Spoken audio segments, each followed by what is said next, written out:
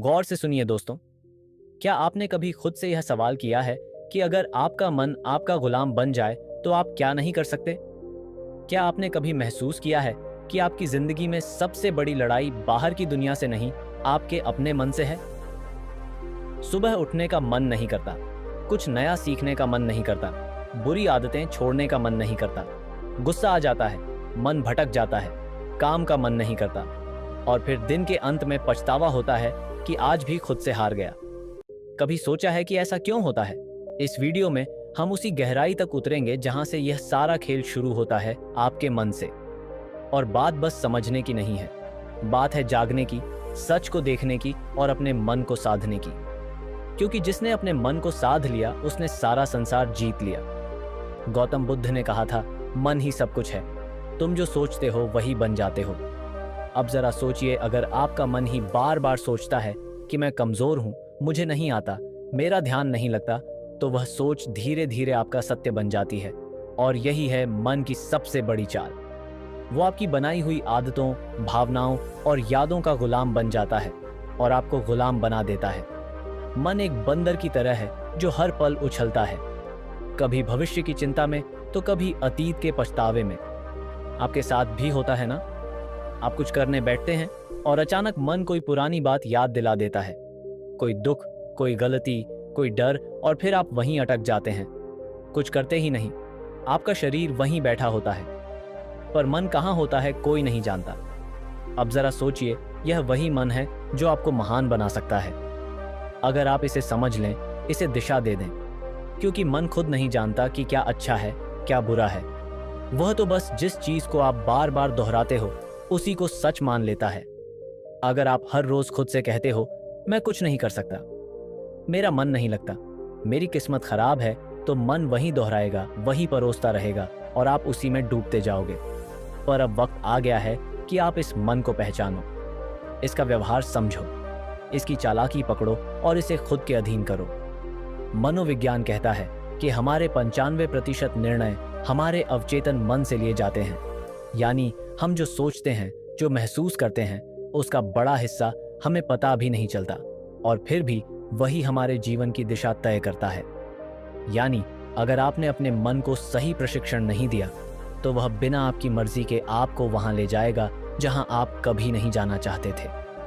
अब एक बात ध्यान से समझो, अगर आपका मन ही नियंत्रण में नहीं है तो दुनिया का कोई लक्ष्य, कोई रिश्ता, कोई सफलता आपको संतोष नहीं दे सकती। क्योंकि उस सब को जीने के लिए सबसे पहले जिस चीज की जरूरत है वो है मन की स्थिरता। आधुनिक विज्ञान भी यही कहता है, दिमाग की वायरिंग और फायरिंग। यानी आप जैसे सोचते हो वैसे ही आप बनने लगते हो। हर बार जब आप नकारात्मक सोचते हो, आपका दिमाग उसी सोच की आदत डाल लेता है और यही आपकी आइडेंटिटी बन जाती है। अब जरा रुकिए और सोचिए, क्या आप वाकई अपने मन के मालिक हैं या फिर आपका मन ही आपको चला रहा है? यही है वह सवाल जो इस वीडियो की शुरुआत है। क्योंकि जब तक आप इस सवाल का जवाब खुद नहीं ढूंढोगे, तब तक कोई बाहरी ज्ञान, कोई मोटिवेशन, कोई तरीका काम नहीं करेगा। इस वीडियो में हम आपके सामने वो रहस्य खोलने वाले हैं जिसके बाद आप जानोगे कि मन को जीतना क्या होता है और कैसे हर आम इंसान अपने मन की शक्ति को जागृत कर सकता है। और याद रखिए, मन को जीतना कोई एक दिन का काम नहीं है, यह एक अभ्यास है, एक यात्रा है, एक युद्ध है जो हर दिन लड़ा जाता है। लेकिन अगर आप इस युद्ध को समझ लें तो जीत पक्की है। अब हम उस बिंदु पर पहुंच चुके हैं जहां से असली सफर शुरू होगा। इस सफर में हम जानेंगे मन को कंट्रोल करने की 5 सबसे शक्तिशाली विधियां, जो न केवल आपके विचारों को बदलेंगी बल्कि आपके जीवन की दिशा ही मोड़ सकती है। तो बने रहिए इस वीडियो के साथ, क्योंकि अब जो आएगा वो सिर्फ जानकारी नहीं, जागृति है। पहली विधि, सकारात्मक आत्मवार्ता, पॉजिटिव सेल्फ टॉक।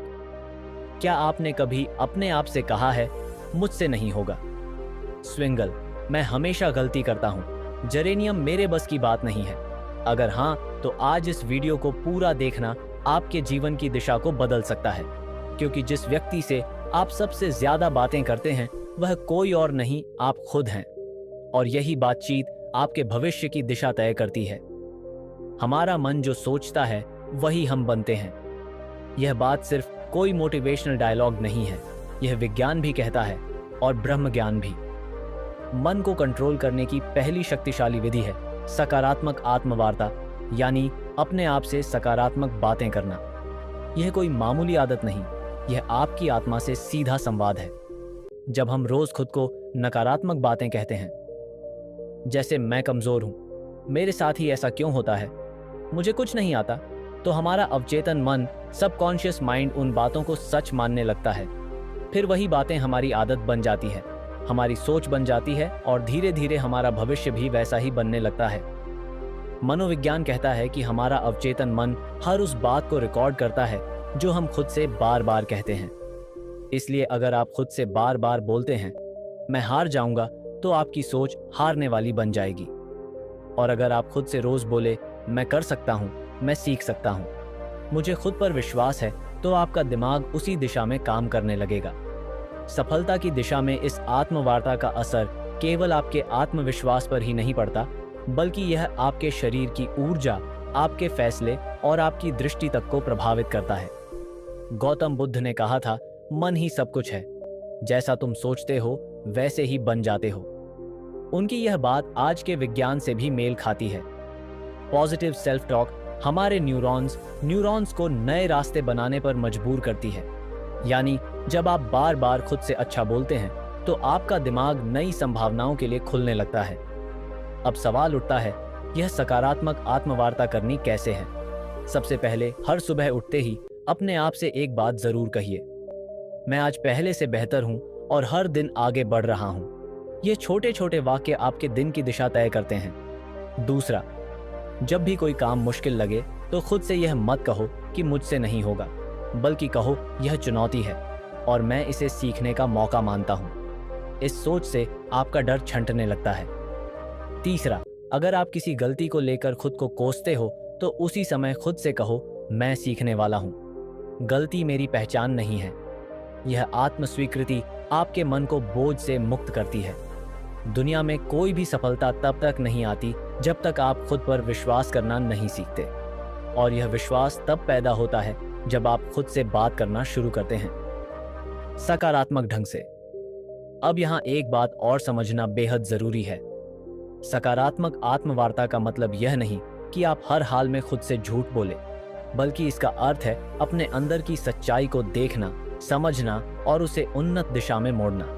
अगर आप किसी कमजोरी को पहचानते हैं, तो खुद से कहिए, हाँ यह मेरी कमी है, लेकिन मैं इसे सुधार सकता हूं। बस यही सोच आपको हर दिन एक नए स्तर पर ले जाएगी। इस आदत को अपनाने के लिए आप एक छोटा सा अभ्यास कर सकते हैं। रोज रात को सोने से पहले अपने आप से 3 सकारात्मक बातें बोलिए, जैसे आज मैंने खुद पर काम किया, मैं आगे बढ़ रहा हूं, मुझे खुद से प्यार है।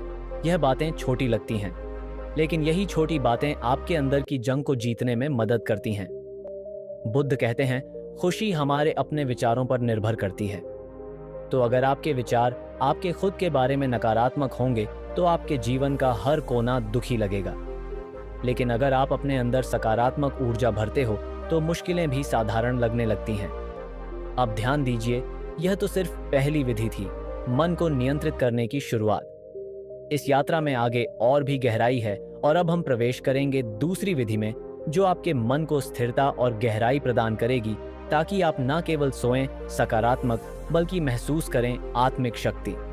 दूसरी विधि, लक्ष्य निर्धारण, गोल सेटिंग। क्या आपने कभी सोचा है कि मन भटकता क्यों है? क्यों हम अक्सर एक काम शुरू तो करते हैं, लेकिन बीच में ही छोड़ देते हैं? क्यों हमारा मन कभी अतीत की यादों में उलझा रहता है, तो कभी भविष्य की चिंता में खोया रहता है? इसके पीछे एक गहरी वजह है, अस्पष्टता। मन को दिशा तब मिलती है जब उसे पता हो कि उसे जाना कहाँ है, और जब यह दिशा नहीं होती, तो मन बिल्कुल उस घोड़े की तरह होता है जो खुली जमीन में बेतहाशा दौड़ रहा हो, बिना किसी मंजिल के। इसलिए मन को नियंत्रित करने की दूसरी शक्तिशाली विधि है लक्ष्य निर्धारण। जी हाँ, स्पष्ट, यथार्थवादी और प्रेरणादायक लक्ष्य। जिस इंसान ने अपने जीवन का उद्देश्य तय कर लिया, उसका मन खुद ब खुद अनुशासित हो जाता है। गौतम बुद्ध ने एक बार कहा था, यदि कोई व्यक्ति एक बाण को निशाने पर चलाता है, तो पहले वह जानता है कि निशाना कहाँ है। उसी प्रकार जीवन को सही दिशा में ले जाने के लिए मनुष्य को पहले अपने लक्ष्य को जानना चाहिए। यह बात सिर्फ बौद्ध दर्शन में नहीं बल्कि आधुनिक मनोविज्ञान में भी साफ साफ कही जाती है। मनोवैज्ञानिक कहते हैं कि जब आप स्पष्ट लक्ष्य बनाते हैं तो आपका मस्तिष्क एक केंद्र बिंदु ढूंढ लेता है।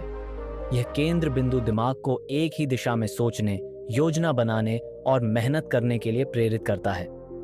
जिस तरह से जीपीएस लोकेशन डाले बिना रास्ता नहीं दिखाता, उसी तरह लक्ष्य के बिना आपका मन आपको कहीं नहीं ले जाएगा या फिर किसी ऐसी जगह पहुंचा देगा जहां आप कभी जाना ही नहीं चाहते थे। यहां पर एक महत्वपूर्ण तथ्य आता है।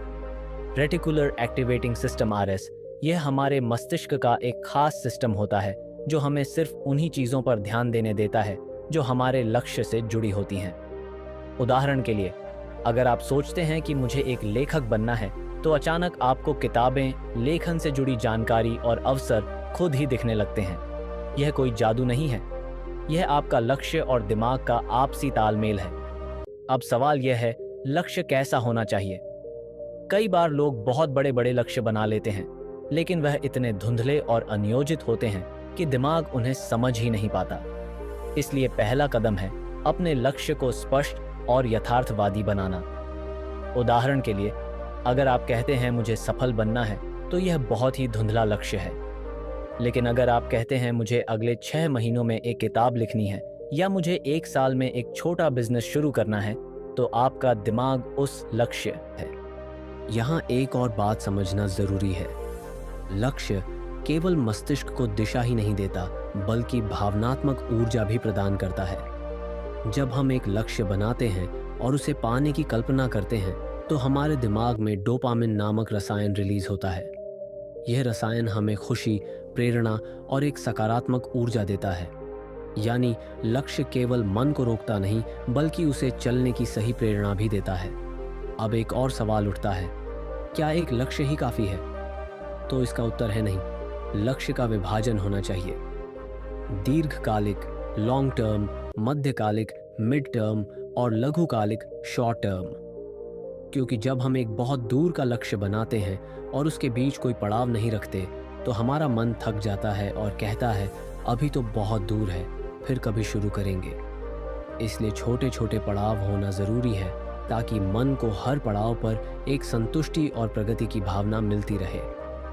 आप जब एक लक्ष्य तय करते हैं और उस पर काम करना शुरू करते हैं, तो आपका मन विकर्षणों को खुद ही ठुकराने लगता है। जैसे ही आपका ध्यान भटकता है, दिमाग आपको याद दिलाता है, हमारा लक्ष्य अभी अधूरा है और यहीं से शुरू होता है मन पर नियंत्रण। अब सोचिए, एक मन जिसने खुद को एक दिशा में बांध लिया है, वह कितनी शक्ति उत्पन्न कर सकता है। आपने देखा होगा, जब आप किसी जरूरी काम में पूरे मन से लगे होते हैं, तो आपको भूख, प्यास, थकावट कुछ भी महसूस नहीं होता। क्यों? क्योंकि लक्ष्य ने आपके मन को पूर्ण रूप से फोकस्ड कर दिया है। यही शक्ति अगर हर दिन की आदत बन जाए, तो आपका जीवन वह रूप ले सकता है जिसकी कल्पना आपने कभी सिर्फ सपनों में की थी। आज के समय में सबसे बड़ी बीमारी क्या है? Overthinking, anxiety, distraction. और इन सब का इलाज है लक्ष्य। लक्ष्य तय कर लीजिए और फिर देखिए आपका मन कैसे स्वतः अनुशासित होने लगता है। वो हर चीज जो आपका समय बर्बाद कर रही है, वह बेकार लगने लगेगी। मन बार बार आपको खींचकर आपके लक्ष्य की तरफ ले जाएगा। ये कोई चमत्कार नहीं, ये मन की दिशा बदलने की तकनीक है। अब जरा ये विचार कीजिए, अगर एक छोटा सा चुंबक लोहे की सुई को खींच सकता है, तो एक स्पष्ट और सशक्त लक्ष्य आपके मन को कितना खींच सकता है। मन जो अभी तक इधर उधर भागता फिर रहा था, वह धीरे धीरे उस चुंबक यानी लक्ष्य की ओर आकर्षित होने लगेगा। गौतम बुद्ध ने कहा था, मन अत्यंत चंचल है, लेकिन यदि उसे साध लिया जाए तो वह आपके सबसे बड़े शत्रु को भी मित्र बना सकता है। इस साधना का पहला चरण था आत्मवार्ता और दूसरा लक्ष्य निर्धारण। ये दोनों विधियां मिलकर आपके मन को भीतर से पुनः प्रशिक्षित करती हैं। ये उसे एक नए रास्ते पर चलाना सिखाती हैं, जहां दिशा है, उत्साह है और स्पष्टता है। तो अगर आप चाहते हैं कि आपका मन आपकी बात माने, तो सबसे पहले आप उसे बताइए कि कहाँ जाना है। फिर देखिए कैसे वह रास्ता खुद बनाने लगता है और यहीं से शुरू होती है वास्तविक आत्मशक्ति की यात्रा। दोस्तों, क्या आप जानते हैं कि हमारा मन सबसे अधिक बेचैन तब होता है जब हमारे पास समय की कोई योजना नहीं होती, जब हम हर काम को टालते जाते हैं, जब दिन रात सिर्फ भाग दौड़ बनकर रह जाते हैं, लेकिन फिर भी मन शांति को नहीं छू पाता। तब असल में दिक्कत समय की नहीं होती, बल्कि उस समय के प्रबंधन की होती है, और यहीं से शुरू होती है मन को काबू में रखने की तीसरी शक्तिशाली विधि, समय प्रबंधन। आज हम जिस दुनिया में जी रहे हैं वहाँ व्यस्त रहना एक ट्रेंड बन गया है, लेकिन व्यस्त होना और व्यस्तता का प्रबंधन कर पाना, ये दोनों एक जैसी चीज़ें नहीं हैं। अगर आप दिन बहुत कुछ करते रहते हैं लेकिन अंत में थक कर गिर पड़ते हैं और खुद से ही नाराज़ रहते हैं, तो यकीन मानिए आप समय को नहीं चला रहे हैं, समय आपको चला रहा है। और जब समय हमें चलाने लगे तो मन खुद ब खुद बेचैन, चिंतित और थका हुआ महसूस करता है।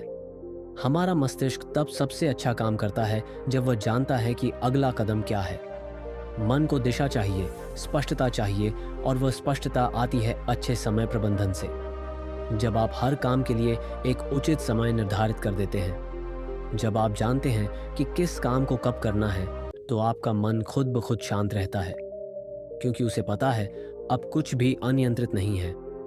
समय प्रबंधन केवल घड़ी की सुइयों को देखने का नाम नहीं है, यह एक विज्ञान है, एक कला है, और साथ ही एक साधना है। अगर आपने इसे साध लिया तो आप केवल अपने दिन को नहीं, अपने जीवन को, अपने भाग्य को और अपने मन को भी साध लेंगे। आधुनिक मनोविज्ञान कहता है कि जब हम अपने दिन की योजना बनाते हैं और उसे फॉलो करते हैं, तो हमारा ब्रेन डोपामिन नामक एक रसायन छोड़ता है जो हमें संतुष्टि और ऊर्जा का एहसास कराता है।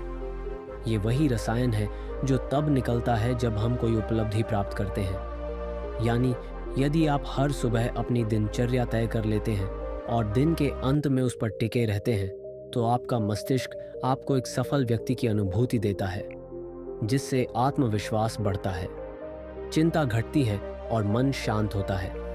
अब बात करें ब्रह्मज्ञान की, तो हमारे प्राचीन ग्रंथों में भी समय को सबसे बड़ा गुरु माना गया है। वेदों में कहा गया है, कालो ही परम बलम, अर्थात समय ही सबसे बड़ी शक्ति है। जो इस शक्ति के साथ चलना सीख लेता है, उसके लिए कोई भी लक्ष्य असंभव नहीं रह जाता। गौतम बुद्ध भी समय के महत्व को भली भांति समझते थे। उन्होंने एक जगह कहा था, जो व्यक्ति एक क्षण को भी व्यर्थ नहीं जाने देता, वह जीवन को पूर्णता के साथ जीता है। बुद्ध के अनुसार जीवन की सच्ची शांति तभी संभव है जब हम हर क्षण में जागरूक रहें, हर पल का उपयोग करें। उन्होंने एक और अद्भुत बात कही थी, भविष्य की चिंता मत करो, भूतकाल के पछतावे में मत रहो, वर्तमान क्षण में जियो, क्योंकि यहीं पर जीवन है। समय प्रबंधन हमें वर्तमान में केंद्रित रहने की कला सिखाता है। जब हम अपने कार्यों को समयबद्ध करते हैं, तो हम अपने मन को अनावश्यक विचारों और चिंता से बचाते हैं। इससे मन न तो अतीत की गलियों में भटकता है, न भविष्य की अनिश्चितता में उलझता है। वह ठहरता है, जागता है और नियंत्रण में आता है। आधुनिक समय में अगर कोई व्यक्ति कहता है, मेरे पास समय नहीं है, तो असल में वह कह रहा है, मेरे पास प्राथमिकता तय करने की कला नहीं है, क्योंकि सच ये है कि हम सबके पास एक ही दिन के 24 घंटे हैं। अंतर केवल इस बात में है कि कोई उन्हें कैसे उपयोग करता है।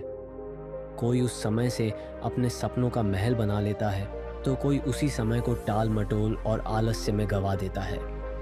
एक और मनोवैज्ञानिक शोध यह बताता है कि जब कोई व्यक्ति अपने कामों को प्रॉपर टाइम फ्रेम में बांट देता है, तो उसकी निर्णय लेने की शक्ति और आत्मनियंत्रण, सेल्फ कंट्रोल में 35% तक की वृद्धि देखी जाती है। यानी समय की सही योजना न केवल काम में सहायता करती है, बल्कि मनोबल और मानसिक स्थिरता को भी बढ़ाती है। अब सोचिए, अगर हर सुबह उठकर आप केवल इतना जान लें कि आज का दिन आपके हाथ में है और आपको इसे इस प्रकार जीना है कि शाम तक आपका मन थक कर नहीं, बल्कि तृप्त होकर सोए, तो कितना बदल जाएगा आपका जीवन। आप स्वयं अनुभव करेंगे कि मन अब उतना बेकाबू नहीं है, शोर कम हो रहा है और एक गहरी स्पष्टता जन्म ले रही है। समय का सही प्रबंधन एक तरह से अपने आप से किया गया सबसे सुंदर वादा है कि मैं अपने जीवन को अनमोल मानता हूँ और इसे यूं ही व्यर्थ नहीं जाने दूंगा।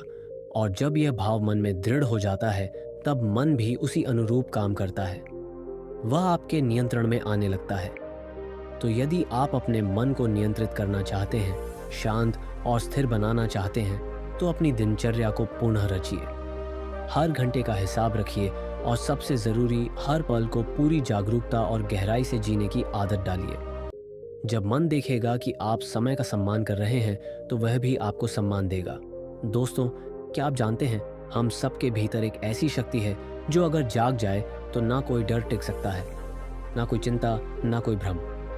लेकिन अफसोस की बात यह है कि आज की भाग दौड़ भरी जिंदगी में हम उस शक्ति से बिल्कुल कट चुके हैं। मन एक भटकती हुई हवा बन गया है, कभी अतीत के पछतावे में उलझा हुआ, तो कभी भविष्य की चिंता में डूबा हुआ। और यही सबसे बड़ा कारण है मानसिक अशांति का, नींद ना आने का, अकेलेपन का और आत्मविश्वास की कमी का। आज हम बात करने जा रहे हैं ध्यान की, यानी मेडिटेशन की। ये सिर्फ कोई साधना नहीं, ये कोई ट्रेंड नहीं, ये कोई वेस्टर्न तकनीक नहीं, बल्कि ये हमारी ही आत्मा का द्वार है, जिससे होकर हम अपने भीतर के सच्चे स्वरूप तक पहुंच सकते हैं। हर दिन कुछ ही मिनट का ध्यान आपके पूरे जीवन की दिशा बदल सकता है, और यह कोई अतिशयोक्ति नहीं है। यह विज्ञान भी मान चुका है और ब्रह्म ज्ञान भी बार बार इसी बात की पुष्टि करता है। जब आप ध्यान करते हैं तो सबसे पहले जो होता है वह यह है कि आपका मन स्थिर होता है। वह मन जो अभी तक बंदर की तरह इधर उधर कूद रहा था, वह शांत हो जाता है। और जब मन शांत होता है, तभी तो आप अपने विचारों को स्पष्ट देख सकते हैं। ये क्लैरिटी ऑफ थॉट्स ही आपकी हर समस्या का हल है, क्योंकि समस्या से ज़्यादा परेशान करने वाला तो भ्रम होता है, और भ्रम तब टूटता है जब विचारों में स्पष्टता आती है। आज मनोवैज्ञानिक भी कहते हैं कि जब कोई व्यक्ति रोज 10 से 15 मिनट ध्यान करता है, तो उसका एमिगडाला, जो हमारे मस्तिष्क का वह हिस्सा है जो डर और चिंता को नियंत्रित करता है, वो छोटा होने लगता है, और इससे व्यक्ति का इमोशनल रिस्पांस सुधरने लगता है। मतलब ये कि जो बात पहले आपको बहुत जल्दी गुस्सा दिला देती थी, वही बात अब शायद आपको हंसी में टालने की शक्ति दे दे। जो पहले आपकी नींद छीन लेती थी, वही अब आपको गहरी नींद में डूबा दे। ध्यान कोई दिखावा नहीं है, यह एक आंतरिक प्रक्रिया है, और ये तभी फल देती है जब आप इसे श्रद्धा और नियमितता से करते हैं। जैसे शरीर के लिए व्यायाम जरूरी है, वैसे ही मन के लिए ध्यान एक आवश्यकता है। ये कोई विकल्प नहीं, बल्कि मानसिक स्वच्छता का मूल आधार है। अब जरा एक पल रुकिए और अपने भीतर झांकिए। बिना किसी आवाज के, बिना किसी शब्द के, बस खुद के साथ कुछ पल बिताने की कोशिश कीजिए। क्या आप जानते हैं कि जब आप गहराई से ध्यान में जाते हैं, तो आप ना सिर्फ अपने विचारों को समझने लगते हैं, बल्कि आप यह भी महसूस करने लगते हैं कि आप वह विचार नहीं हैं। आप तो वह देखने वाला हैं जो हर विचार को आते जाते देख रहा है। गौतम बुद्ध ने ध्यान को जीवन का मूल बताया। उन्होंने कहा, ध्यान ही एकमात्र रास्ता है जिससे तुम अपने भीतर की आग को बुझा सकते हो। उन्होंने वर्षों तक मौन साधना की, अपने विचारों को परखा, और उसी गहराई से उन्होंने संसार को बताया कि मनुष्य का दुख किसी बाहरी कारण से नहीं होता, बल्कि उसके मन ही उसका सबसे बड़ा शत्रु है, और इस शत्रु को हराने का एकमात्र रास्ता ध्यान है। बुद्ध के अनुसार ध्यान तुम्हें साक्षी बनाता है, और जब तुम साक्षी हो जाते हो, तब तुम अपने डर को भी, अपने क्रोध को भी, अपनी व्यथा को भी बाहर से देख सकते हो। और यही दूरी ही तो है मुक्ति की शुरुआत। आज जितना समय हम बाहरी चीज़ों पर खर्च कर देते हैं, मोबाइल स्क्रॉलिंग, टीवी देखना या बेवजह की बातचीत, अगर उसी में से हम सिर्फ 15 मिनट अपने लिए, अपने मन के लिए दे दें, तो सोचिए हमारा जीवन कितना बदल सकता है। ध्यान करने के लिए किसी विशेष स्थान या किसी विशेष पद्धति की आवश्यकता नहीं। बस शांति हो, एक कोना हो, और हो थोड़ी सी इच्छा खुद को समझने की, खुद से मिलने की।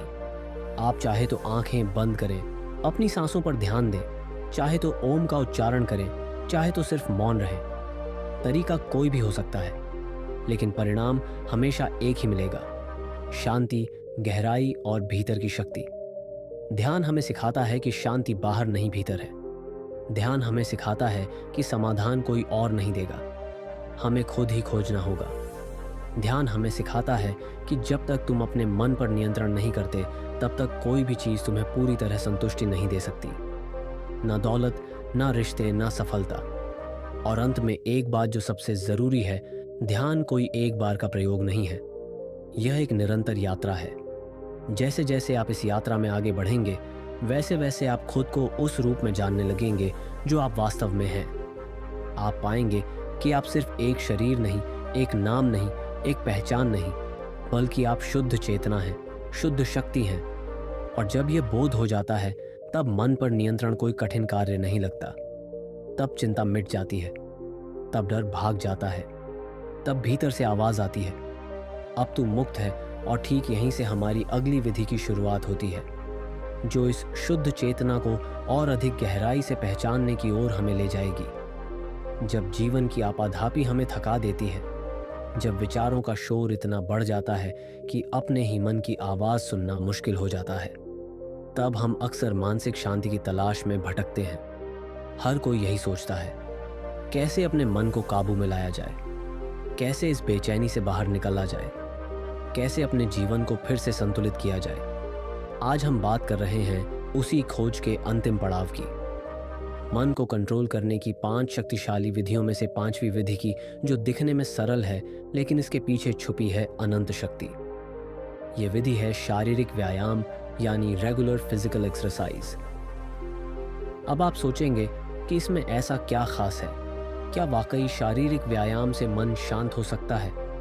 तो चलिए आज हम इस पर गहराई से बात करते हैं, सिर्फ शब्दों से नहीं, बल्कि विज्ञान, प्राचीन ज्ञान और अनुभव से जुड़े तथ्यों के आधार पर। सबसे पहले ये समझिए कि हमारे मन और शरीर का रिश्ता कितना गहरा है। जब शरीर में कोई बदलाव होता है तो उसका सीधा असर मन पर पड़ता है, और जब मन में कुछ चलता है तो शरीर भी उसका असर झेलता है।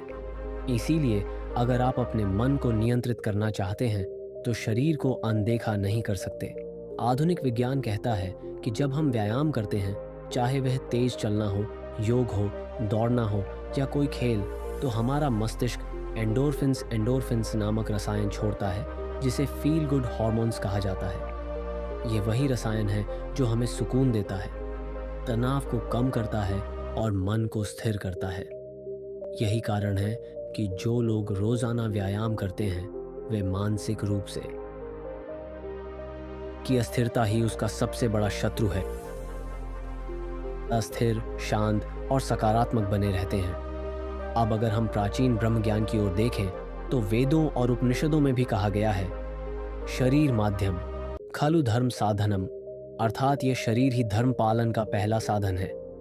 जब शरीर स्वस्थ होगा, तभी मन भी अनुशासित होगा और जीवन का लक्ष्य प्राप्त कर पाना संभव होगा। गौतम बुद्ध के जीवन में भी इसका विशेष महत्व देखने को मिलता है। बुद्ध ने अपने शिष्यों को केवल ध्यान और उपदेश ही नहीं दिए, बल्कि उन्हें नियमित रूप से चलने, शरीर को सक्रिय रखने और अपने शरीर के साथ अपने मन का भी ध्यान रखने की शिक्षा दी। जीवन में मध्य मार्ग अपनाओ, ये बुद्ध का सबसे बड़ा संदेश था। ना तो शरीर को इतना थकाओ कि वह टूट जाए, और ना ही उसे इतना आराम दो कि वह जड़ हो जाए। संतुलन ही असली साधना है। ध्यान दीजिए, जब आप थके हुए होते हैं, तनाव में होते हैं या क्रोध में होते हैं, तो आपका शरीर कैसा हो जाता है? आपकी सांसें तेज चलने लगती हैं, मांसपेशियां कस जाती हैं, नींद उड़ जाती है और पेट में गड़बड़ी होने लगती है। यह सब शरीर के अंदर का संकेत है कि मन ठीक नहीं चल रहा। लेकिन जैसे ही आप व्यायाम करते हैं, श्वास गहरी होती है, शरीर में ऊर्जा दौड़ती है, नींद सुधरती है और मन हल्का लगने लगता है। इसका एक और गहरा पक्ष है जो बहुत कम लोग समझते हैं। जब आप व्यायाम करते हैं तो आप अपने शरीर से जुड़ते हैं।